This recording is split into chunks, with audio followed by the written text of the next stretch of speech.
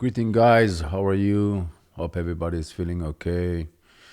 We have a lot of things going on. Let's start with the earthquake in Turkey. Our hearts with the Turks and the Syrians for this disaster. I want to talk about the Israeli angle of it. Two things. First, Israel is preparing herself to this kind of earthquake. They say usually every 100 years there will be an earthquake at that scale, like it was in Turkey and Israel. Last time was in 1930 or 1933 in Tzfat, which is located in the north part of Israel. By the way, the second important religious city in Israel after Jerusalem.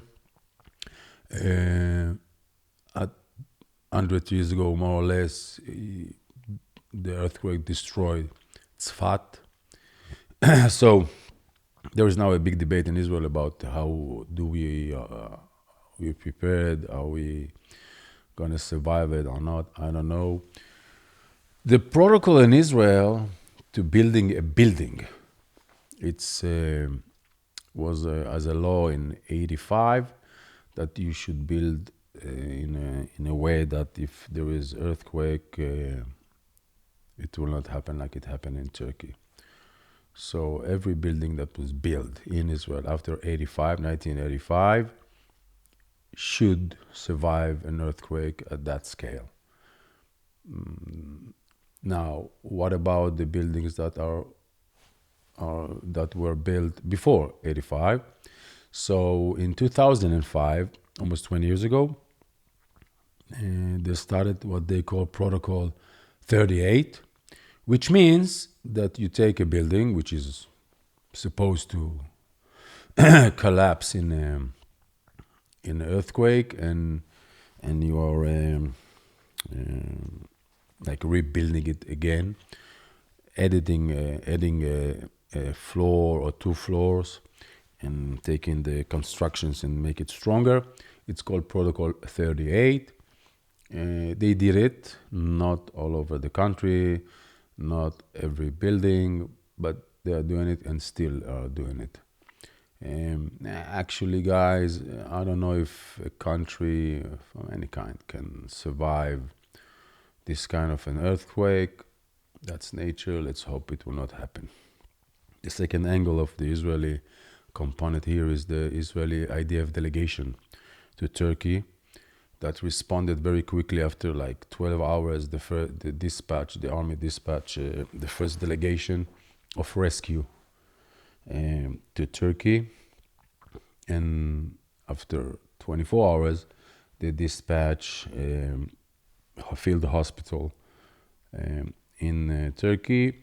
There was some news information that Syria asked through the Russians humanitarian aid from Israel. The Syrians said it didn't happen, but I don't know if it's true or not. In any case, Israel said if Syria or the Syrians will ask for help, we will be more than happy to help into Syria. Probably not boots on the ground, of course, but if it's delivering humanitarian aid or if it's bringing a Syrian wounded people from the Syrian side into the Turkish side to the field hospital. So I don't know about that. The army delegation, the IDF, is doing a great job. Saved yesterday 5 people, which is a lot after 72 hours after the event, the disaster.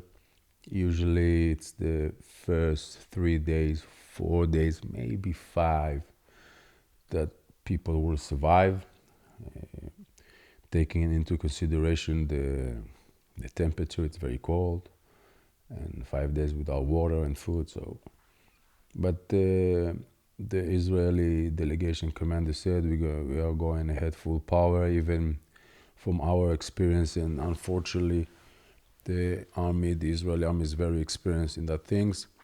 And he said we find survivors even after 11 days. So that is that. Again, our hearts and prayer with the Turks and the Syrians. It's horrible. I'm assuming you guys are monitoring the international news about it, and it's heartbreaking what's going on there. We had very intense days the last 2 weeks regarding security here in Israel, politically and others. Let's go one by one. On the security level, there was a couple of events that the IDF, with all its special units and the police units, engage terrorists. The first one happened like almost 2 weeks in Jenin, which is in the West Bank, when a special force went in the morning, early morning, to the refugee camp in Jenin and tried to arrest a terror cell of Hamas. Fire shots began, and this event led to 10 terrorists dead in Jenin. 2 days later, it was Friday evening, like Shabbat evening, as we said here, when majority or not majority of the Jews in Israel going to the synagogue. So in Jerusalem, a young terrorist came to the synagogue and started to shoot whoever he found there, and eventually killed 7 Israelis, Jews that were praying in Shabbat. Now, in Israel, we don't have security guards in synagogues. It's not like in the US, for instance, or all over the world, by the way. Wherever I go to the Jewish community or Jewish center, you see security guards. In Israel, you don't have it because in Israel, you have tons of synagogues and you cannot protect everything. Now there is a debate in Israel that maybe civilians should carry more gun. In Israel, it's not like in the US. You cannot. There's a couple of states in the US that you can carry a gun. It's in Israel. It's very restricted. So now they are trying to be more easy when someone is applying for a concealed weapon. In Israel, it will not solve the problem, but again, the next day on Shabbat in the city of David in Jerusalem, for you guys that visited Jerusalem, you know, it was the city of David, a kid, age of 13, from an Arab Palestinian neighborhood in Jerusalem called Shoafat, came with a gun, with a pistol, and start shooting just people on the street. An officer from the army, a young officer from the army that was just, being home on his Shabbat relief, saw it. Even though he got shot 2 bullets in his belly, he engaged to this kid and neutralized him. By the way, this officer is very badly injured and there is fear for his life. Let's pray for him also. The last event was in Jericho a couple of days ago, and it was unique in a couple of aspects I want to talk about. First of all, Jericho. Jericho is the quietest place in the West Bank for the last 20 years when it comes to terror or intifada or whatever you want. Jericho, if you guys know, it's located next to Allenby Cross Point, the way from Jerusalem or from the north and going to the Dead Sea. Sorry. Jericho is very quiet, and the presence of a Hamas terror cell over there is very rare, but it happened. Those guys tried to do a terror attack in a restaurant next to Jericho, what we call Almog Junction. It's the way, if you guys go from Jerusalem to the Dead Sea, you remember the end of the road, that's the place. or if you come from the north, never mind. It's a restaurant. Every tourist can stop there.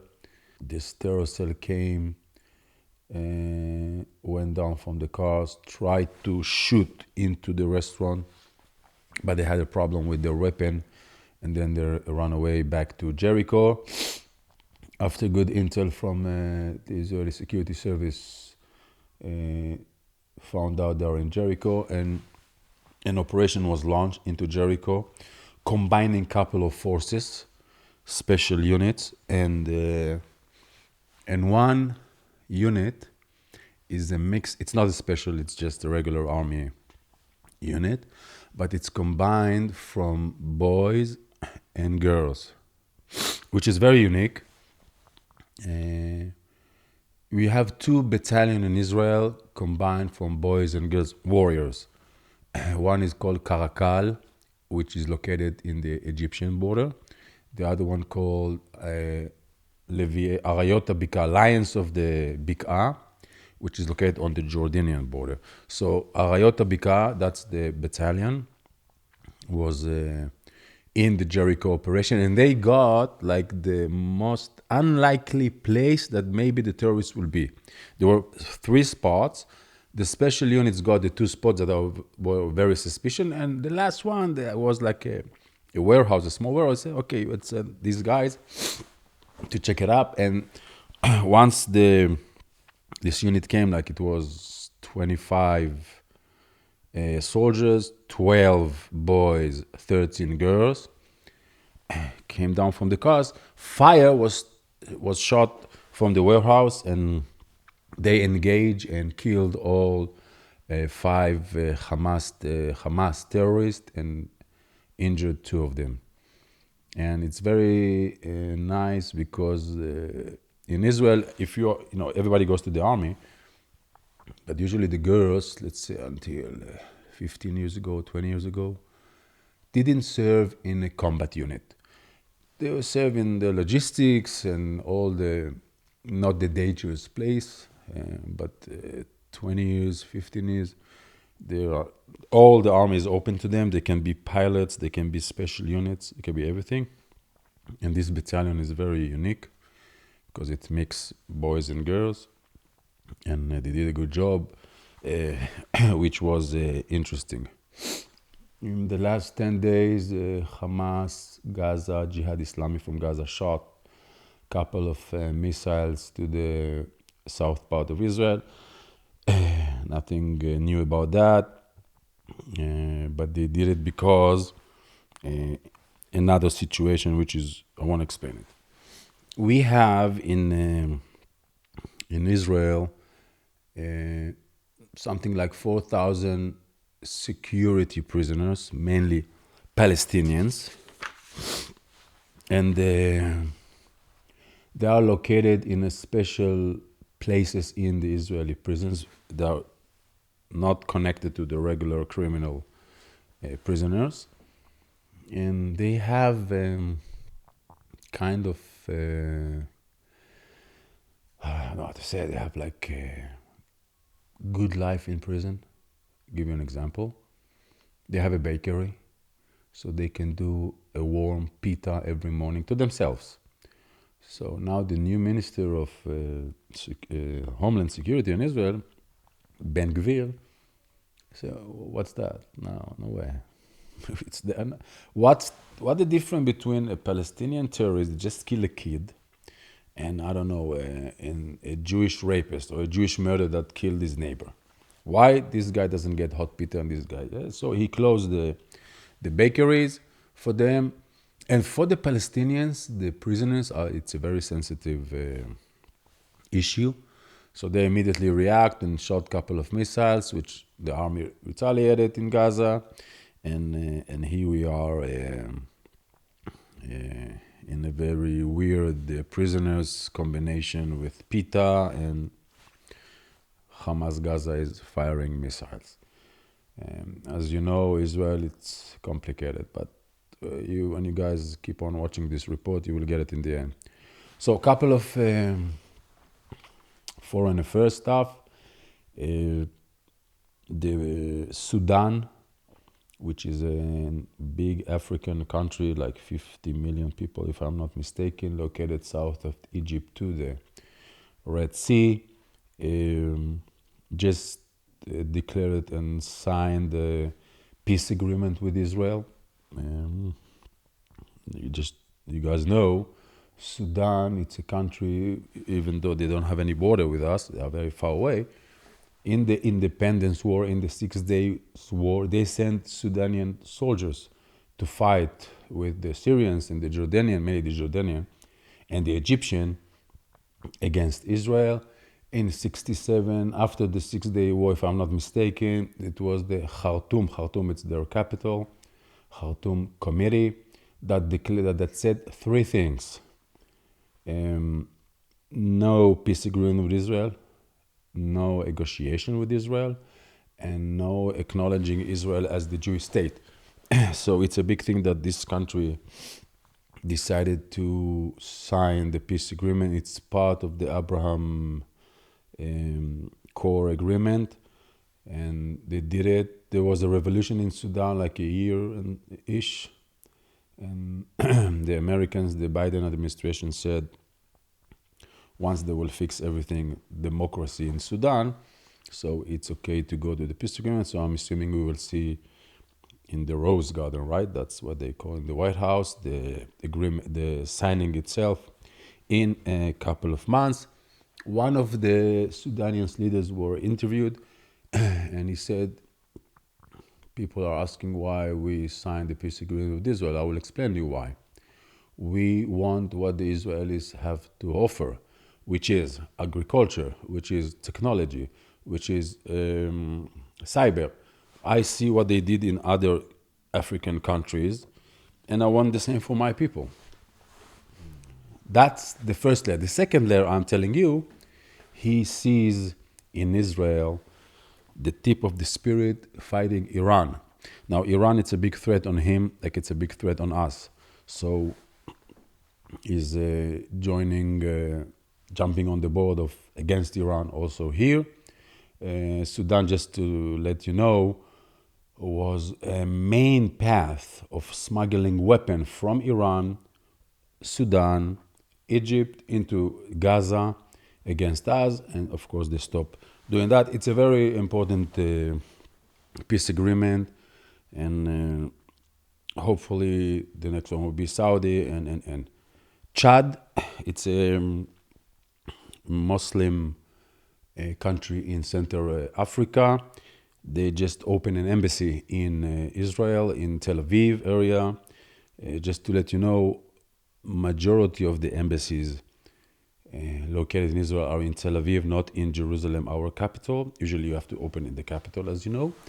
But only 4 countries, I think it's the US, Guatemala, Honduras, and Kosovo have an embassy in Jerusalem. The rest have it in Tel Aviv. It's politics because all the issues regarding Jerusalem, is it the Jewish capital or not, with all the Palestinians. So the majority of the countries are avoiding of opening their embassies in Jerusalem and open it in Tel Aviv.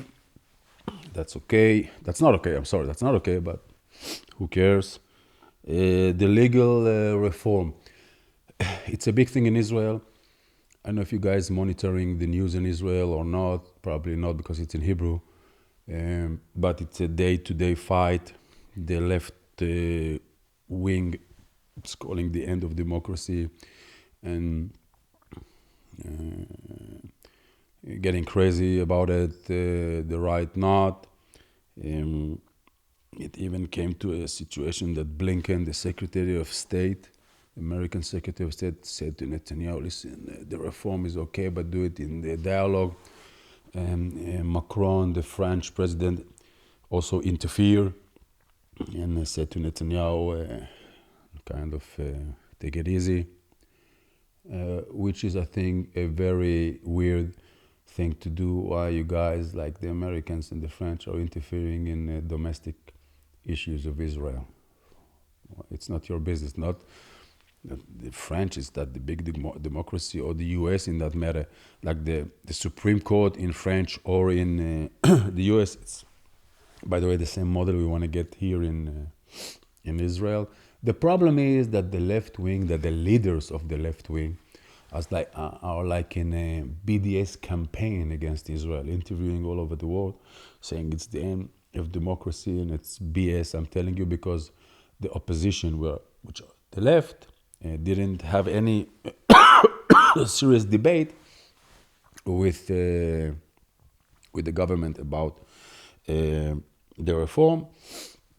But that's for now, guys. It's a short report, heavy days. Again, praying for the Turks and the Syrians. I wish you all a Shabbat Shalom, and see you next week. Hey guys, I want to remind you about our $5 a month giving campaign. If you want to have an impact on the unreached and unengaged of the world, if you want to see the gospel go forth into the 1040 window, it's as simple as giving $5 a month. We like to say you could give up a cup of coffee and change the Middle East. If you're interested in doing so, you can check out the link below. I believe it's faimission.org/donate or faistudios.org/donate. Thank you very much.